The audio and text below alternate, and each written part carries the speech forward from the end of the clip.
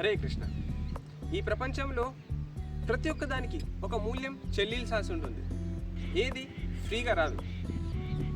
శంకరాచార్యులు తన 28వ శ్లోకంలో చెప్తున్నారు, సుఖత క్రియతే రామ భోగ పశ్చాదంత శరీరే రోగ యద్యపి లోకే మరణం శరణం తదపి న ముంచతి పాపాచరణం. సుఖత క్రియతే రామ భోగ. ఇంద్రియ భోగాలు చేసేటప్పుడు ఎంతో ఆనందంగా ఉంటుంది, విలాసవంతంగా ఉంటుంది. కానీ దాని యొక్క పరిణామం ఏమిటంటే ఆయు క్షీణించినప్పుడు రోగాలను కొని తెచ్చుకుంటారు. ఆ ఇంద్రియ భోగాలు చేయడానికి కూడా ఎంతో కష్టాన్ని, మూల్యాన్ని చెల్లించాల్సి ఉంటుంది. ఎంత ఎక్కువ ఇంద్రియ భోగాలలో ఉంటే అంత రోగాలను మనం కొని తెచ్చుకుంటున్నట్టు లెక్క. ఇది అందరికీ తెలుసు. యద్యపి లోకే మరణం శరణం. ఇవన్నీ అయిన తర్వాత కూడా మళ్ళీ అందరూ చనిపోవాల్సిందే. కానీ తదపిన ముంచతి పాప శరణం.